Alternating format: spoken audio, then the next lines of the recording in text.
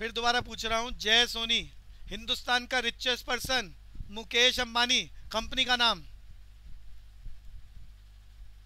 रिलायंस।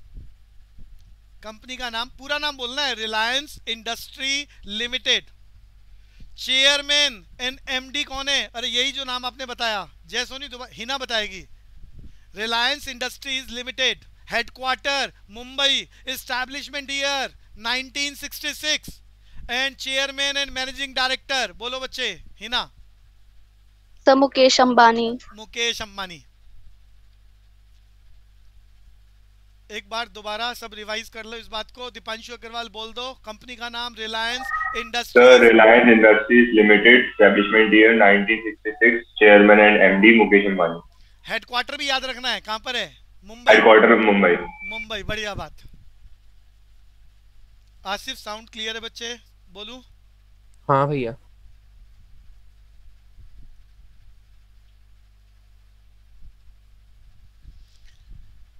तो business aptitude का topic, अरे असाइनमेंट भेजा था, मिल गया सबको? Ananya, yes sir. कल एक हिस्ट्री का भी भेजा था और आज बिजनेस एप्टीट्यूड में हमने लोगोज का भेजा है। और मैं वो बीसीसी ऐप में भी सिस्टमेटिकली सारे अरेंज करके लगा रहा हूँ और पीडीएफ भी भेजा है। आदित्य मिल गया? आदित्य देव? Yes sir. तो उस पर जाने से पहले थोड़ी सी चर्चा कंपनियों को लेकर। रिलायंस इंडस्ट्रीज अभी अभी आपने याद करा, एस्टैब्लिशमेंट ईयर 1966। अरे कोई मुकेश अंबानी के पिताजी का नाम बताएगा पूरी क्लास? धीरू भाई अंबानी। हाँ, धीरू भाई अंबानी, बढ़िया बात जी। पेपर का पार्ट नहीं है, बट अगर वो बाय मिस्टेक पूछ ले फाउंडर की बात करे तो फिर धीरू भाई अंबानी का नाम आ जाएगा। फिलहाल हम बात करते हैं, मैंने लास्ट क्लास में भी चर्चा करी थी, CIL। अब पब्लिक सेक्टर अंडरटेकिंग की बात कर रहा हूं। सबसे पहले तो मेरा क्वेश्चन यही है, पब्लिक सेक्टर अंडरटेकिंग क्या? दीपांशु? सर जिसमें मोर देन 50% शेयर गवर्नमेंट के पास हो।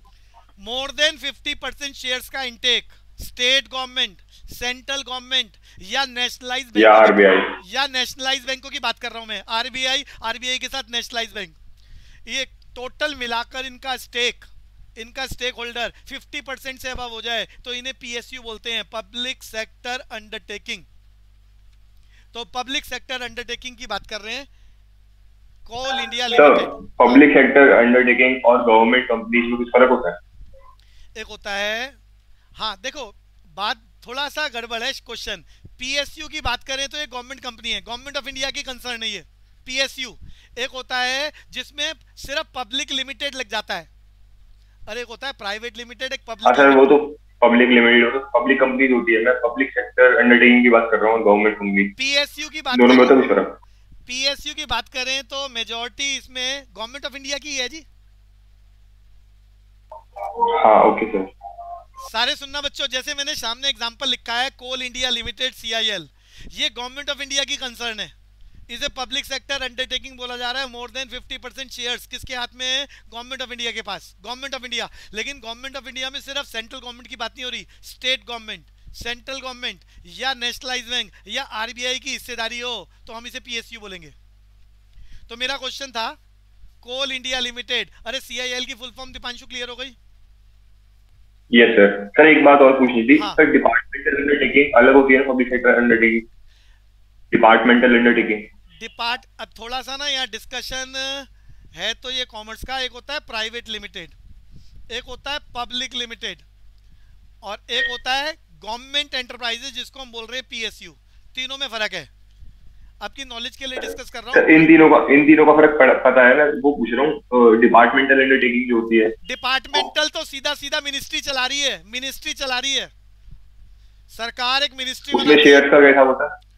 उसमें शेयर्स का हिसाब नेचुरल सी बात है, उसमें भी शेयर्स गवर्नमेंट ऑफ इंडिया के पास है। 51 से, अरे 51% शेयर से कम अगर हो तो मैनेजमेंट में ही नहीं जा सकते ना वो लोग। अच्छा 100%? ऐसा नहीं है कि 100% उन्हीं के पास होते हैं सारे? नहीं, ऐसा कुछ नहीं है। 100% की कोई जरूरत नहीं, मैनेजमेंट में जाना है तो मेजॉरिटी ऑफ इंटेक 51% की भी जरूरत नहीं होती भैया। सबसे ज्यादा शेयर्स का इंटेक जिसके पास है वो मैनेजमेंट में चला जाता है। क्लियर है बच्चे? Yes sir. हाँ जी। तो यहाँ पर थोड़ा सा मैं डिस्कशन कर रहा था, दीपांशु बता रहा है private limited, public limited and PSU में क्या फर्क है। सर प्राइवेट लिमिटेड में तो शेयर लिस्ट नहीं करा सकते और हाँ। किसी शेयर एक्सचेंज को हाँ, स्टॉक एक्सचेंज में नहीं बेच सकते। इतनी बात काफी है। प्राइवेट लिमिटेड का मतलब है किसी ने भी अपनी दुकान के बाहर प्राइवेट लिमिटेड लिख दिया तो उस कंपनी के शेयर्स वो घर के मेंबर्स में ही रहते हैं, घर के मेंबर्स में ही रहते हैं, शेयर मार्केट में लिस्ट नहीं करा सकते, सेल परचेज नहीं कर सकते।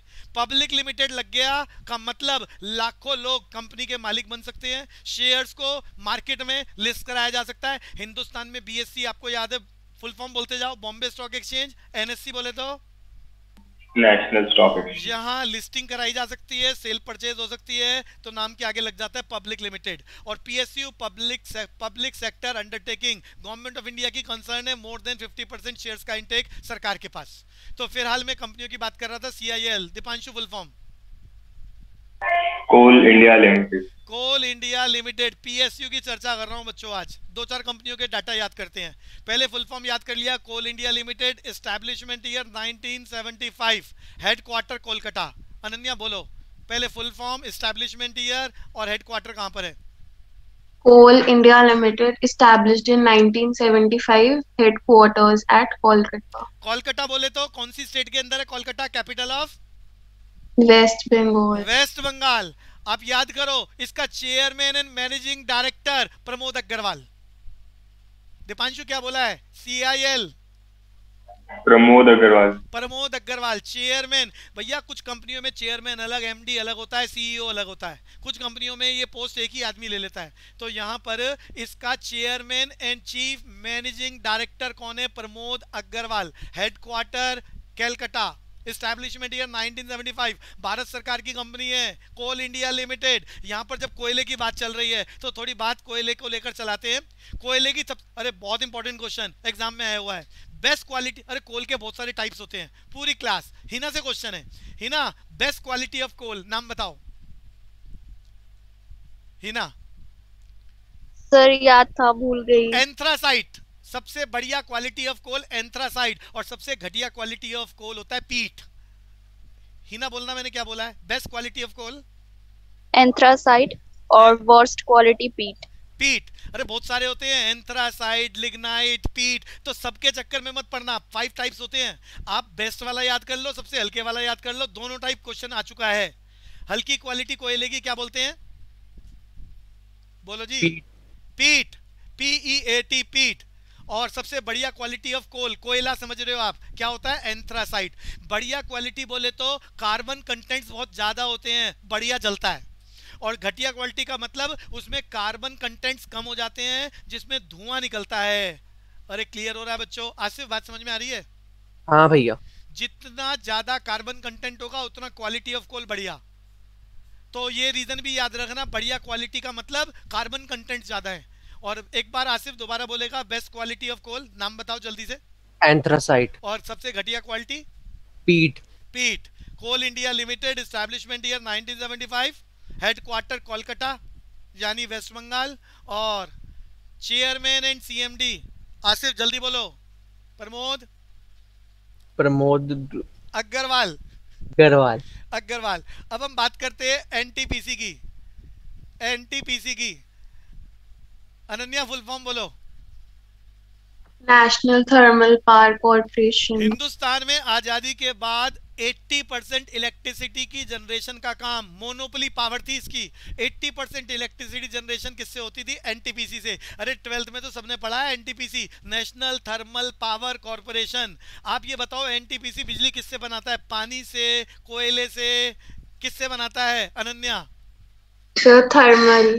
तो सबको मालूम है, थर्मल पावर प्लांट्स कोयले से बिजली बनाते हैं, हाइडल पावर प्लांट पानी से बिजली बनाते हैं। अरे ये क्लियर हो गया? आसिफ याद हो गया? थर्मल पावर प्लांट्स हाँ भैया कोयले से बिजली बनाते हैं। तो वो पूछ सकता है एनटीपीसी बिजली किससे बनाता है? कोयले से, कोल एंड गैसेस। और हिंदुस्तान का सबसे बड़ा इलेक्ट्रिसिटी जनरेटिंग यूनिट भारत सरकार का public sector undertaking NTPC, full form याद हो गया, national thermal power corporation. Establishment year याद करें 1975, हेडक्वार्टर याद करें न्यू दिल्ली, और इसका chairman and managing director Gurdeep Singh. एक बार ये बात दीपांशु बोलेगा। Full form, establishment year, headquarter, और इसका chairman and managing director Gurdeep Singh. Sir NTPC national thermal power corporation, establishment year 1975, headquarters New Delhi, and chairman Gurdeep Singh. Gurdeep Singh, chairman and CMD, chief managing director Gurdeep Singh. और आपने याद कर लिया कोयले से बिजली बनाते हैं भैया। आज भी हिंदुस्तान का सबसे बड़ा इलेक्ट्रिसिटी जनरेटिंग यूनिट एनटीपीसी है, जबकि प्राइवेट सेक्टर में बहुत सारे आ गए हैं। महाराष्ट्र में प्राइवेट कंपनी कौन सी है? एनरॉन। कहाँ से आई है? अमेरिका से। महाराष्ट्र में जो प्रोजेक्ट उन्होंने लगाया है उसका नाम है डाभोल। अरे अवंतिका याद हो गया? महाराष्ट्र में प्राइवेट कंपनी एनरॉन अमेरिका से आई है, प्रोजेक्ट का नाम डाभोल। कर्नाटका के अंदर प्राइवेट सेक्टर जो इलेक्ट्रिसिटी जनरेट कर रहा है कोजेंट्रिक्स। अवंतिका क्या बोला है कर्नाटका में कंपनी का नाम? अवंतिका, अनन्या आप बोलो। कर्नाटका कोजेंट्रिक्स। और महाराष्ट्र में private sector Enron company from America, project का नाम डाभोल। वापस आ रहे हैं, एनटीपीसी की बात करी, पावर जनरेटिंग यूनिट है, पावर हाउस बोल सकते हैं। अब बात कर रहे हैं पावर ग्रिड की। Power grid establishment year 1989, headquarter Gurgaon. अरे गुड़गावा कहां पर है? स्टेट का नाम बताओ दीपांशु। गुड़गावा हरियाणा। तो वैसे तो एनसीआर में आता है लेकिन है हरियाणा का पार्ट, तो गुड़गावा इन हरियाणा। और यहाँ पर सीएमडी या चेयरमैन नहीं है, chief managing director R N Nayak. अरे कहीं लिख लेना आर एन नायक, एक बार रिपीट। अच्छा, पावर ग्रिड का काम क्या है? पूरी क्लास आज से बता सकते हो पावर ग्रिड क्या काम करता है? बढ़िया इंपॉर्टेंट है, भारत सरकार की कंपनी पावर ग्रिड। सर हाँ सर, जैसे बिजली कहीं बनती है कहीं क्या कहते हैं, और शहरों तक बिजली पहुंचाने का काम होता है। हाँ बिल्कुल, बढ़िया, इसको याद आ रहा है, बढ़िया, इसको बचपन की बात याद आ रही है। सारे याद कर लो। पावर हाउस जहाँ पर बिजली बनाई जाती है, स्टोर की जाती है, जैसे एनटीपीसी बिजली बना रहा है, पावर हाउस में स्टोर कर रहा है। तो पावर हाउस से शहरों तक बिजली पहुंचाने का काम कौन कर रहा है? Power grid. ये आपने हाईवे अगर कहीं देखे हुए हैं तो बड़े ऊंचे ऊंचे पोल होते हैं और उसमें बहुत ज्यादा 10,000 मेगावाट की करंट से बिजली। आसिफ समझ में आ रहा है? आपकी गलियों में जो पोल हैं उसमें करंट की पावर बहुत कम होती है, बूस्टर्स लगा रखे होते हैं, करंट को कंट्रोल करके भेज रहे होते हैं। अरे बात ट्रांसफार्मर बोलते हैं इसे। हाँ भैया। अरे आपकी गलियों में जो बिजली की वायर चल रही हैं उसकी हाइट कम है, छोटे पोल है, और ट्रांसफार्मर से बिजली को कंट्रोल करके भेज रहे हैं, जिससे आप अपने घर के कोई भी इंस्ट्रूमेंट को चला सकते हैं। अगर बिना ट्रांसफार्मर के कोई भी इलेक्ट्रिसिटी चल रही है तो वो कहाँ चल रही है? जो हाईवे पे बड़े ऊंचे ऊंचे पोल हैं, 10,000 मेगावाट की रफ्तार से बिजली जा रही है, उससे आप कुछ भी चलाना चाहेंगे ब्लास्ट हो जाएगा। बिना ट्रांसफार्मर के इलेक्ट्रिसिटी को कंट्रोल करके कोई इंस्ट्रूमेंट नहीं चलाया जा सकता। दीपांशु बात समझ में आ रही है? Yes sir. सर वैसे हाईवे वगैरह पे जो लगे होते हैं वो इतना बड़ा स्ट्रक्चर बनाते हैं, मतलब कोई एक पोल जो होता है उसका एक टावर टाइप इसलिए, अरे वो टावर टाइप इसलिए लगा रहे हैं, उसमें करंट बहुत ज्यादा कुछ ऐसा चल रहा होता है, ऊंचा सा ऐसा। अरे समझ रहे हो बात को? ऐसे और फिर यस सर, मतलब नॉर्मली बना सकते हैं, नॉर्मल बनाया। अरे उसमें बहुत ज्यादा मेगावाट की बिजली दौड़ती है, उससे पूरे शहर को सप्लाई देनी होती है, और फिर उसके अलग अलग ग्रिड बनाए जाते हैं, शहर में ग्रिड बनाए जाते हैं। फिर ट्रांसफार्मर से बिजली को कंट्रोल करके उस एरिया में बिजली भेजी जाती है, फिर वो आपके घरों में जाकर फिर वो इंस्ट्रूमेंट चलाने का काम कर रही है। वो जो वायर्स हाईवे पे बिछा रखी हैं ऊंचे ऊंचे पोल्स पर, उसमें करंट इतना ज्यादा चलता है उससे आप कुछ भी नहीं चला सकते, ब्लास्ट हो जाएगा कुछ भी, इतना ज्यादा करंट चलता है उसमें। अरे क्लियर है? और उसके आसपास नीचे उसके मना कर देते हैं, वो कुछ फेंसिंग कर देते हैं कि अगर कुछ बारिश कुछ ऐसी घटना घटी तो भैया नुकसान भी हो सकता है। क्लियर है बच्चे? Yes sir. भैया अगर इसके नीचे खड़े होते तो कुछ होता है क्या? नहीं। देखो खड़े होने की बात बताऊं तो इलेक्ट्रिक एनर्जी है बच्चों। अगर वायर्स के आसपास आप रहते हैं परमानेंट तो उसका बैड इफेक्ट तो है ही। बात जो बड़े हाईवे पे पोल हैं उसकी बात नहीं है, उसमें अगर आप दिन और रात में या बारिश के टाइम पर कभी देखें तो आवाजें आती हैं, उसमें से साउंड निकलती है उसमें विशेष प्रकार की। अरे कभी सुना है आपने साउंड? और बारिश के टाइम पर तो चिंगारियां भी निकलती हैं। आसिफ बात समझ में आ रही है? हाँ भैया। तो भैया जो भी वायर में करंट जा रहा है वो करंट का नेगेटिव इफेक्ट तो है ही, और जो इन वायर के कांटेक्ट में ज्यादा रहेगा उसकी बॉडी में बीमारियां ज्यादा आएंगी। युवराज कुछ पूछ रहा था? इनके ऊपर लाइटनिंग फॉल नहीं होती, मतलब इनके ऊपर बारिश के अंदर बिजली नहीं गिरती, बिजली नहीं गिरती। ओपन फील्ड में तो होता भी है। हाँ ओपन फील्ड होता है, बिजली तो कहीं भी गिर सकती है जी, बिजली तो कहीं भी गिर सकती है और जहां भी गिरेगी नुकसान करेगी।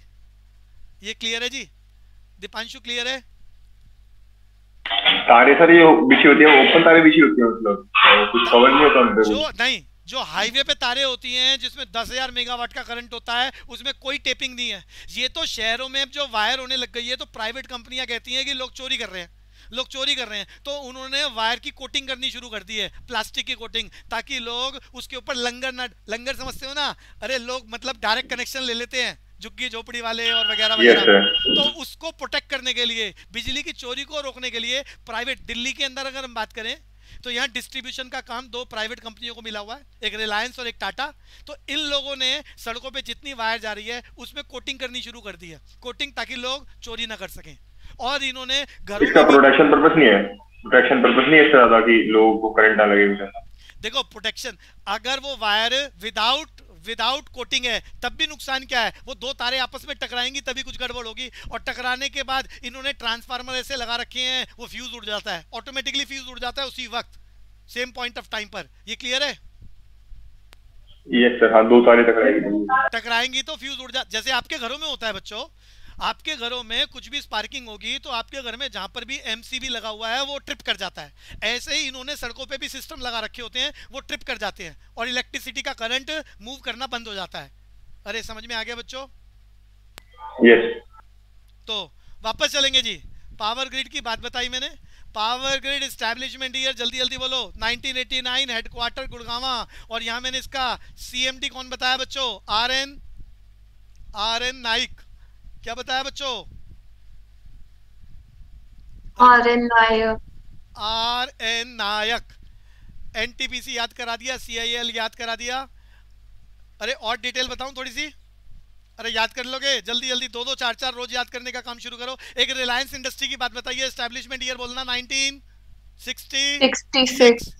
और आजकल इनके चेयरमैन कौन है? Managing director Mukesh Ambani, richest person of India. Company का नाम याद करा दिया। हेडक्वार्टर क्या है बच्चों? मुंबई। अरे एक पुराने असाइनमेंट के क्वेश्चन कर लिए आपने, मैंने पंच लाइन्स भेजी थी आपके पास,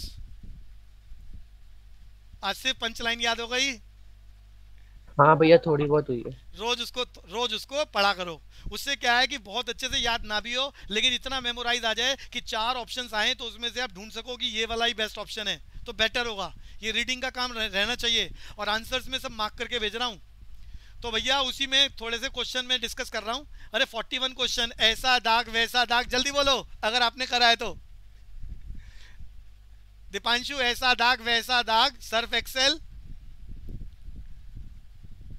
अनन्या,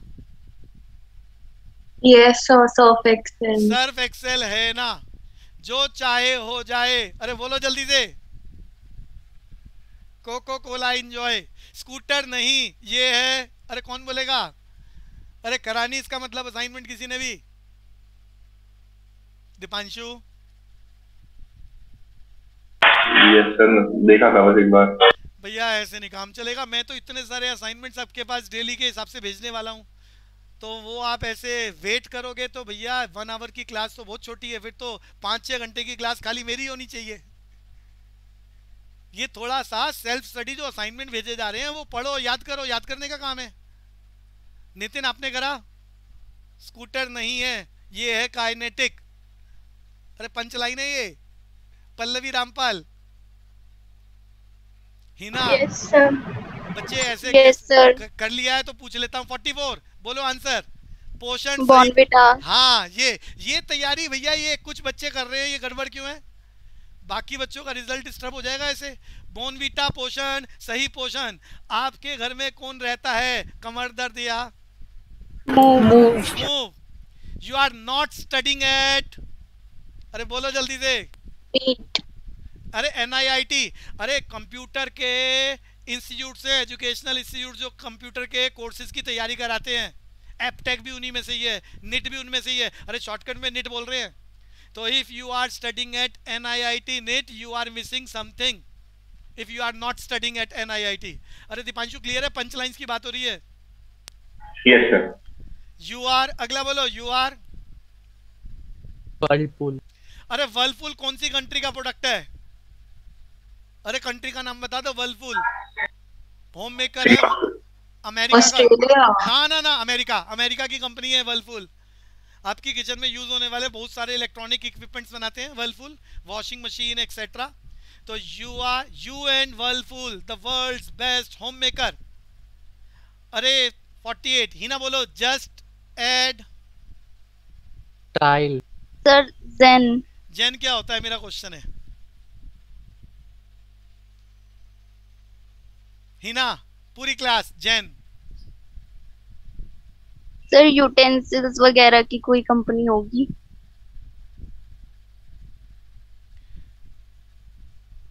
तुक्का मार रहे हो? अरे किसी को पता है?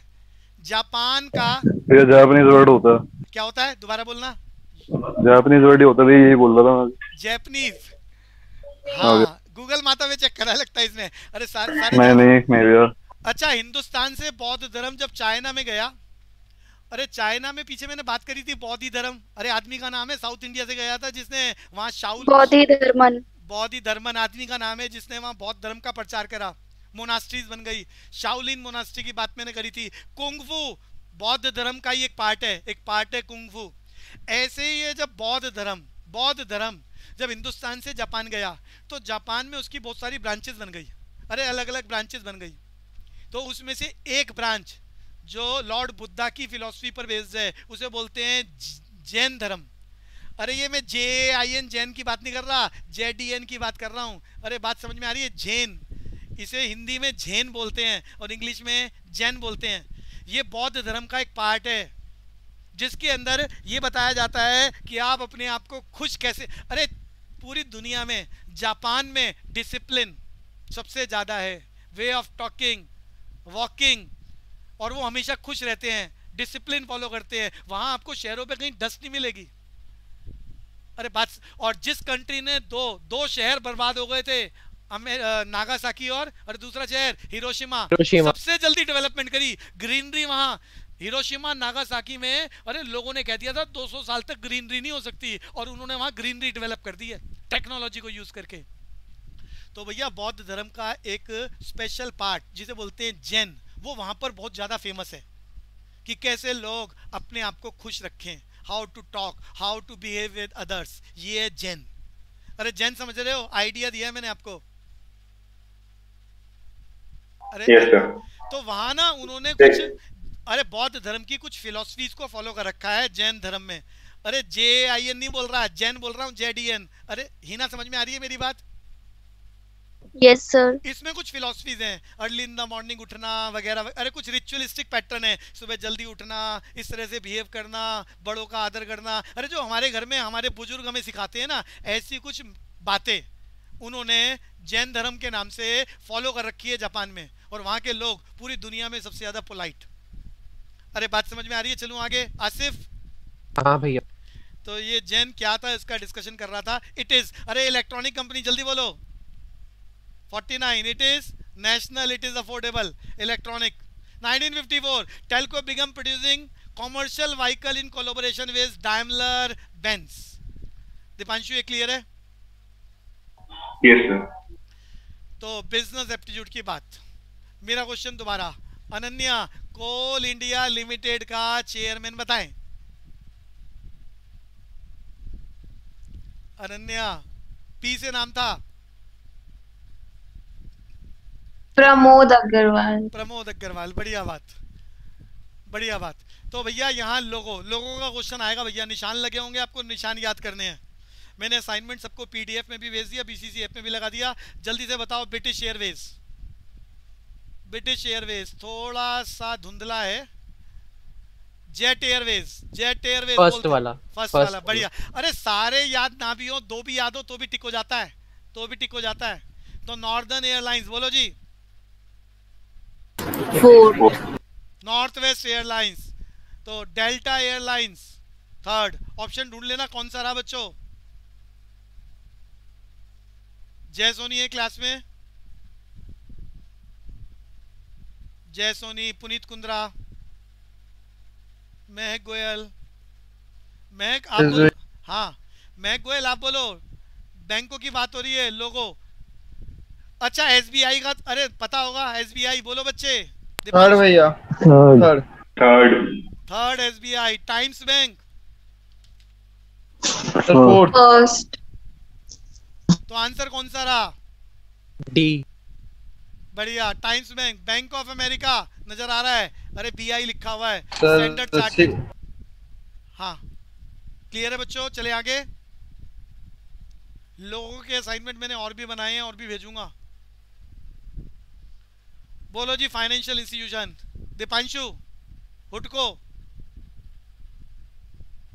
दीपांशु, यस सर, देख रहा हूँ सर। यूनिलीवर। अच्छा पहले वाला निशान बता दो, यूनिटेक इंडिया इंश्योरेंस कंपनी। दूसरे वाले का बताओ, दूसरा निशान। National insurance. बढ़िया, नेशनल इंश्योरेंस। अरे एलआईसी की फुल फॉर्म बोलो अनन्या। एलआईसी की insurance full form life life insurance company. Establishment year 1956।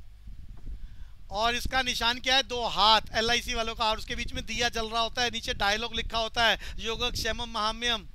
अरे हिंदुस्तान का नेशनल एम्बलम क्या है Ananya? National emblem three phase line. Lion बोलने से काम चलेगा। उसके नीचे डायलॉग कौन सा लिखा है अनन्या? सत्यमेव जयते। टेकन फ्रॉम विच उपनिषद? मुंडगो। मुंडको उपनिषद। हमारे यहाँ पुराण कितने हैं? पुराण संख्या 18। दर्शन शास्त्र कितने हैं? शास्त्र 12। ना ना, अरे फिलोसफी कितना कितना बोला है? दोबारा बोलना। ये 6। हाँ 6 फिलोसफीज, बिल्कुल 6। और वेद कितने हैं? 4. 4। आगे बताओ जी, ये डी वाला मोनोग्राम लोगो किसका है? Diners club international. भैया एयरलाइंस सिंगापुर एयरलाइंस तो बिल्कुल क्लियर होगा सबको। अरे सामने ही नजर आ रहा है। अरे सिंगापुर एयरलाइंस, हाँ फर्स्ट वाला, बिल्कुल बढ़िया। लुफ्तांजा एयरलाइंस फोर्थ। लुफ्तांजा एयरलाइंस का ये चल रहा है सेकंड। सिंगापुर एयरलाइंस सामने। अरे ऑस्ट्रेलिया की एयरलाइंस का नाम बताओ, मैंने बचपन में बताया था। ऑस्ट्रेलिया की एयरलाइंस क्वांटास, क्या बोलते हैं? Qantas. Deepanshu, Qantas airline. Indian airlines मालूम है। अरे इंडियन एयरलाइंस का मैस्कॉट बोलो दीपांशु। मैस्कॉट एम से बताया था, महाराजा। महाराजा। स्विस एयर का सामने चल रहा है बच्चों। आगे चलते हैं बच्चों। अरे मारुति का बताओ, आसान है ये तो। मारुति का बताओ। सेकंड। मर्सिडीज बेंज का? थर्ड। मित्सुबिशी? फोर्थ। और हुंडई? फर्स्ट। ऑप्शन मिली कौन सी? कौन सी ऑप्शन रही बच्चों? फर्स्ट। आगे चलेंगे, बैंकों की बात करते हैं। Bank of Ireland fourth. बढ़िया, Bank of Ireland fourth. Sanwa Bank first. Third. City Bank first. Deutsche Bank second. इसको बस रोज एक बार रिवाइज करने का काम। एरिक्सन इलेक्ट्रॉनिक्स की बात कर रहे हैं जी, ये आईटी सेक्टर की कंपनियां। एरिक्सन बोलो जी। बढ़िया बढ़िया। SR mobile. Satyam computers. Satya, अच्छा मोटोरोला का तो एम, अरे मोटोरोला का तो एम नजर आ रहा है, और सत्यम का अरे Motorola M. Motorola mobile. Satyam Infotech. Satyam computers third.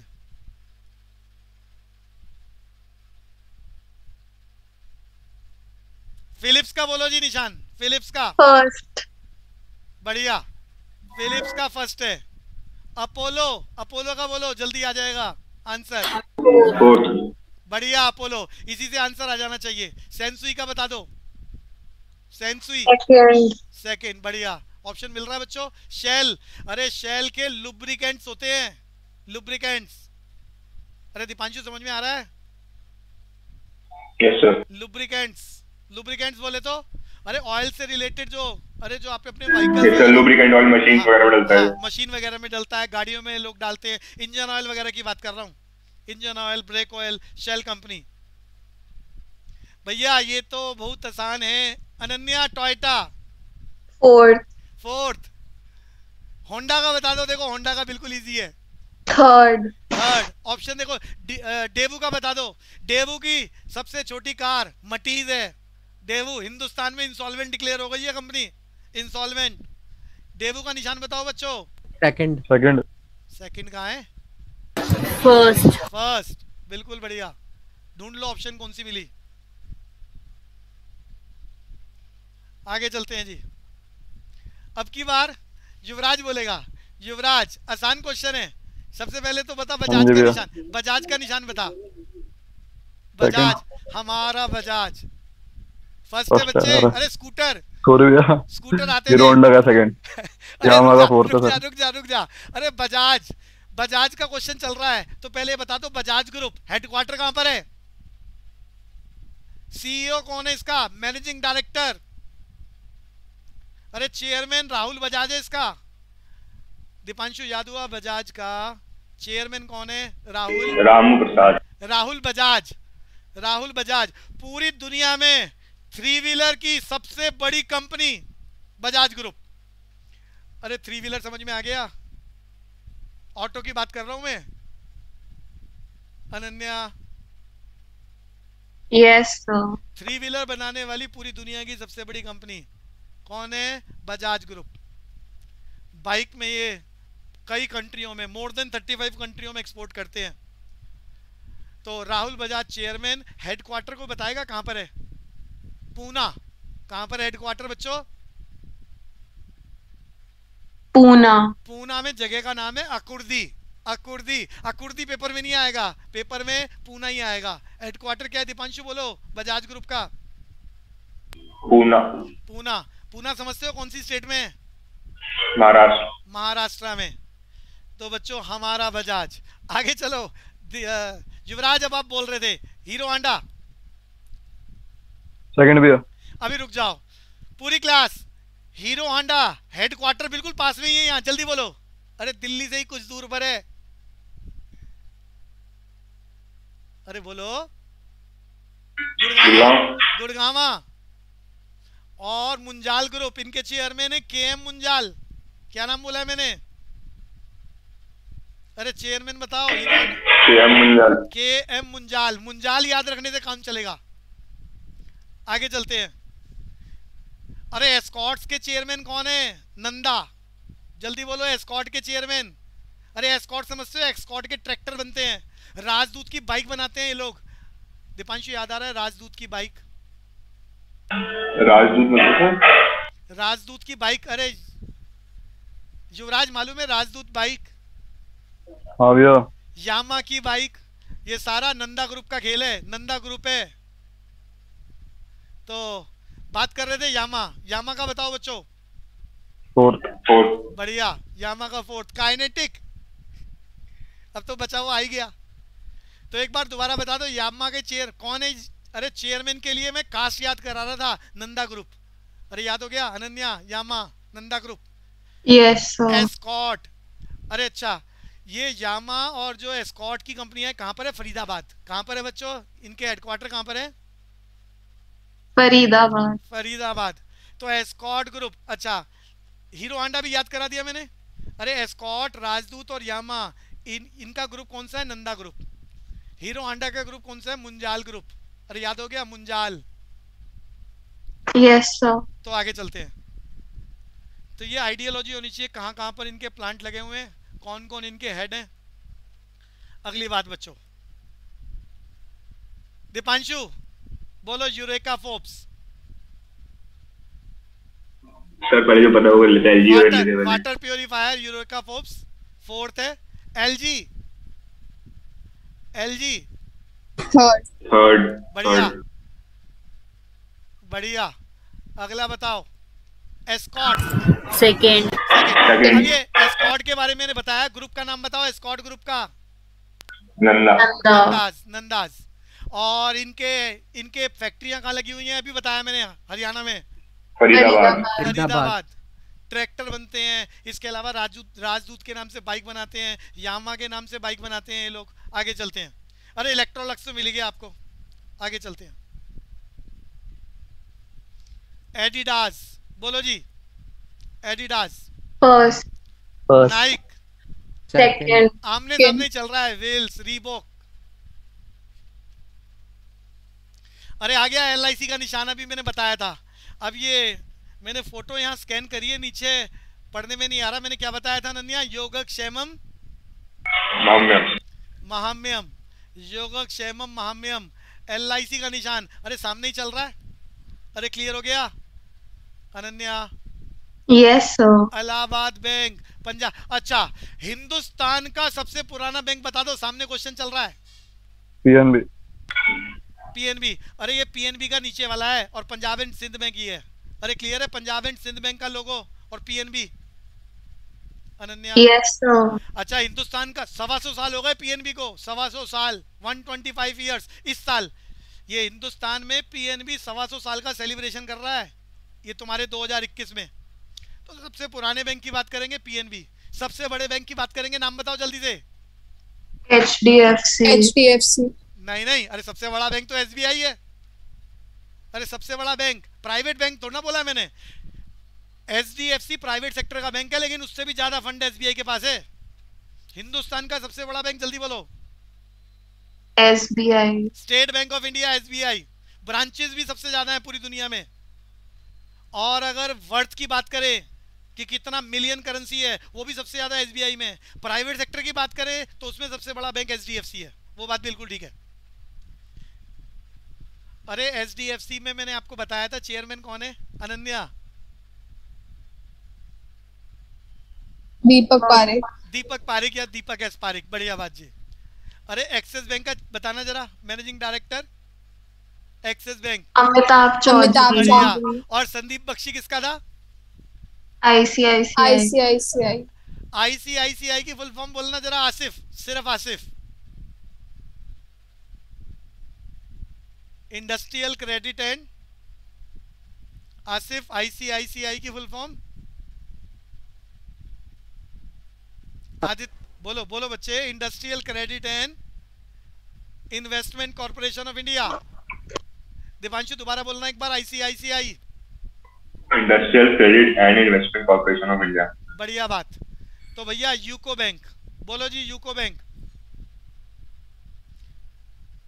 अरे फोर्थ है इसका मोनोग्राम। IDBI की पहले फुल फॉर्म बताओ दीपांशु। IDBI की full form industrial Development Bank of Deepanshu. Industrial Development Bank of India. Hindustan में इंडस्ट्रियल बैंक का बेताज बादशाह, इंडस्ट्रियल बैंकिंग का सबसे बड़ा बैंक है, इंडस्ट्रियल फाइनेंस देता है सबसे ज्यादा IDBI। अरे साथ में एक और डिस्कस कर लेता हूँ, सिडबी। सिडबी की फुल फॉर्म पूरी class. Small Industrial Development Bank of India. बढ़िया, Small Industrial Development Bank of India. IDBI Industrial Development Bank of India. IDBI का लोगो बताओ जल्दी से। First. Central Bank of India का लोगो बताओ। थर्ड। ICICI की full form एक बार दोबारा आसिफ बताएगा, अभी अभी याद कराइए। ICICI, संदीप बख्शी अभी मैंने डिस्कस कराया दोबारा। ICICI बोलो बच्चे। आसिफ। अनन्या दोबारा बोल दो फुल फॉर्म। इंडस्ट्रियल। हेलो भैया। Industrial credit and investment corporation of India. बढ़िया। आसिफ बात समझ में आ रही है? हाँ भैया, मेरा माइक काम नहीं कर रहा था, बोल रहा था मैं। हाँ कोई बात नहीं, कोई बात नहीं। मेरा क्वेश्चन है आसिफ से, अरे आदित्यपुरी कौन है, किस बैंक में है? मैंने बात याद कराई थी। आदित्यपुरी भैया HDFC का MD शायद। हाँ बिल्कुल ठीक बोल रहे हो, बिल्कुल ठीक बोल रहे हो। आगे चलते हैं जी। अरे एक्सिम बैंक की पहले तो फुल फॉर्म बताओ। Exim bank. एक्सपोर्ट इंपोर्ट बढ़िया बैंक। बात। Export import bank. निशान बताओ एक्सिम बैंक का लोगो। अरे देखो सामने ई नजर आ रहा है, एक्सपोर्ट इंपोर्ट बैंक। SDFC अभी मैंने थोड़ी देर पहले फुल फॉर्म आप लोगों को याद कराई है। अरे बोलो दीपांशु, दोबारा बोलो। Housing Development Financial Corporation. Hindustan का largest private sector bank SDFC bank. अभी दीपक पारेख की बात करी, आदित्यपुरी की बात करी। SDFC बैंक का लोगो बताओ, बोलो बच्चे। फोर्थ। बढ़िया। तो ये दो क्या चल रहा है, HDFC और HDFC बैंक? SDFC अलग है, अरे इसकी SDFC अलग है, SDFC बैंक अलग है। दोनों का निशान मैंने लगा दिया है। और HSBC तो बता। हाँ, HDFC क्या है, मतलब बैंक नहीं है मतलब? ना, बैंक नहीं है। अरे उसी से ही रिलेटेड फाइनेंशियल ऑर्गेनाइजेशन है। अच्छा, ओके सर। हाँ, अरे HSBC ये फॉरेन कंट्री का Hong Kong and Chennai bank. Hong Kong, Singapore. बढ़िया। Hong Kong and Chennai banking corporation. बढ़िया, आगे चलते हैं। वॉचेस की बात करते हैं बच्चों।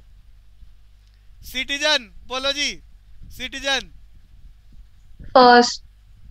Titan third. Tissot second. Omega. Fourth. Yuvraj याद हो रहा है बच्चे? हाँ भैया। एयरलाइंस की बात दोबारा चल रही है। सबसे पहले श्रीलंकन एयरलाइंस का डिस्कशन करते हैं, बोलो बच्चे। फोर्थ। यूनाइटेड एयरलाइंस यूसे थर्ड। Air India second. और Cathay Pacific first. Air India अलग है, इंडियन एयरलाइंस अलग है, मिक्स मैच मत कर देना। कैथे पैसिफिक नजर आ रहा है आपको? अरे VSNL की फुल फॉर्म याद हो गई बच्चों? जल्दी बोलो VSNL की full form. Videsh Sanchar Nigam Limited. Videsh Sanchar Nigam Limited. BSNL की फुल फॉर्म याद कर लो, Bharat Sanchar Nigam limited.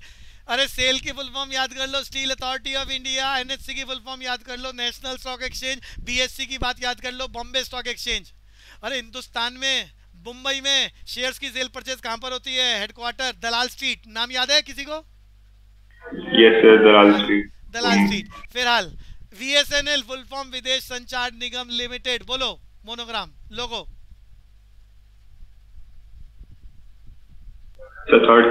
Second Bharat Sanchar Nigam Limited. Third Steel Authority of India Limited. Fourth National Stock Exchange NSE logo first.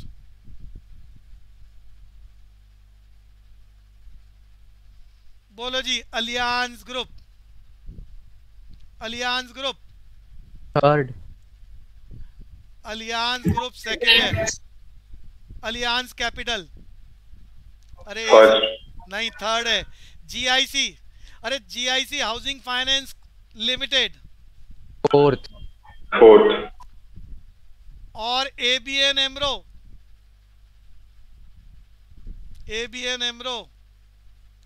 GIC housing finance general insurance corporation housing finance limited है बच्चों। ABN AMRO number 1। अरे नेल्को की full form बताओ। नेल्को या NALCO? National aluminium. Bharat सरकार की company है। अरे बाल्को मैंने याद करा रखा है, भारत सरकार की कंपनी। बेच दी सरकार ने, डिसइन्वेस्टमेंट पॉलिसी। ये बाल्को किसने खरीदा था? मैंने याद कराया था, बोलो जरा। स्टरलाइट। बाल्को की फुल फॉर्म याद कर लो पहले। Bharat aluminium corporation limited. Nelco national aluminium company limited. National, ये नेल्को अभी भी इंडिया के पास है, गवर्नमेंट ऑफ इंडिया के पास है। अरे बाल्को का नाम तो बी से शुरू हो रहा है, नजर आ रहा होगा। अरे बताओ। बाल्को का फर्स्ट है, नेल्को का बताओ। Second Nuclear Power Corporation of India. Fourth Shipping Corporation of India. Third. SCI की फुल फॉर्म याद कर लो, Shipping Corporation of India. Third. तो ये शिपिंग का मतलब यहाँ पे शिप से है या फिर पार्सल से है? पोर्ट की बात हो रही है। Shipping Corporation of India Bharat सरकार की कंपनी है। ये पोर्ट पर जो भी लॉजिस्टिक समझते हो, ट्रक और उसमें फिर बड़े बड़े कंटेनर्स और सामान इधर से उधर जाना, ये सारा कौन देखता है? Shipping Corporation of India. Okay sir. अच्छा, हिंदुस्तान की सबसे बड़ी कंपनी पोर्ट बनाने वाली, पूरी क्लास।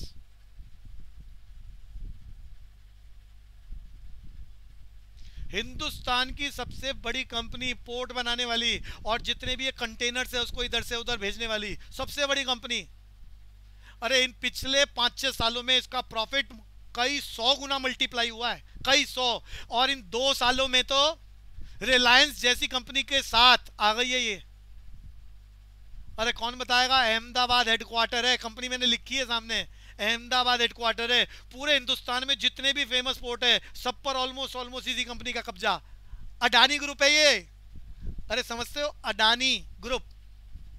अरे पूरा नाम याद कर लो, Adani port and special economic zone, APSCZ। ऊपर मैंने नाम लिखा है, Adani port and special economic zone Kandla. जितने भी बड़े बड़े फेमस पोर्ट है हिंदुस्तान में, सारे सब पे इसका काम है। और बहुत सारे ये पोर्ट बनाता है, SCZ पूरे के पूरे पोर्ट डेवलप करता है। पोर्ट बनाने का मतलब वही है ना, ट्रांसपोर्टेशन देखना। हाँ, पहली बात तो पोर्ट बना रहा है, पोर्ट बनाता है तो फिर उसको जो भी आदमी किराए पर लेता है उसको लीज का चार्जेस देना पड़ता है अडानी पोर्ट वाले को। इसके अलावा लॉजिस्टिक कंपनी है ये, इसके पास दुनिया भर के कंटेनर्स हैं, शिप्स हैं इसके पास, बाहर से जितने भी गुड्स आते हैं उसके चार्जेस अलग ले रहा है। तो ये SCZ बनाने में सबसे आगे है, हिंदुस्तान में नंबर 1। दूसरा पोर्ट, इसके अलावा लॉजिस्टिक, उसके अलावा ट्रांसपोर्टेशन, बड़े बड़े कंटेनर्स का, ये हिंदुस्तान की नंबर 1 कंपनी है। क्लियर है? मैं कुछ पोर्ट्स के नाम ले रहा हूँ, एन्नोर, कांडला, जितने भी बड़े बड़े पोर्ट हैं उन सब पे इसकी मोनोपोली चलती है, APSCZ। और ये 95 के बाद से खेल शुरू हुआ है, 1995। ये कंपनी 1995 में बनी, हेडक्वार्टर अहमदाबाद। बच्चे समझ में आ रहा है? Okay sir, yes sir. तो शिपिंग कॉर्पोरेशन ऑफ इंडिया तो भारत सरकार की है, ये सब पीछे हो गई है। आगे चलते हैं जी। अरे एयरफ्लोट कौन बताएगा? अच्छा ये क्वांटास आ गया। अरे ऑस्ट्रेलिया की एयरलाइंस, क्वांटास एयरलाइन। अरे नाम से देखो कंगारू की शक्ल नजर आ रही है आपको। अरे जल्दी बताओ। Qantas fourth Qantas airlines Australia की है, कंगारू का निशान। अरे जल्दी जल्दी बोलो। Finnair third, Qatar Airways. अरे आमने सामने चल रहा है एरोफ्लोट।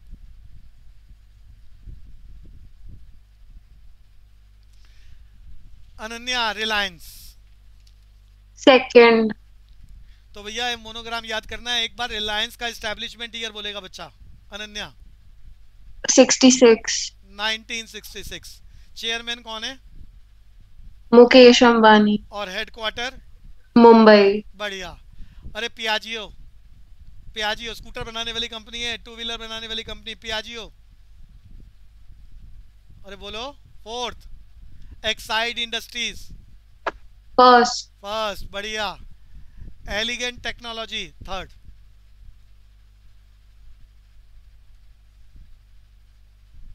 सी डॉट, अरे ये टेलीकम्युनिकेशन की कंपनियां हैं। सी डॉट का ऑफिस तो तुम्हारे करोल बाग में ही है, पूसा रोड पर।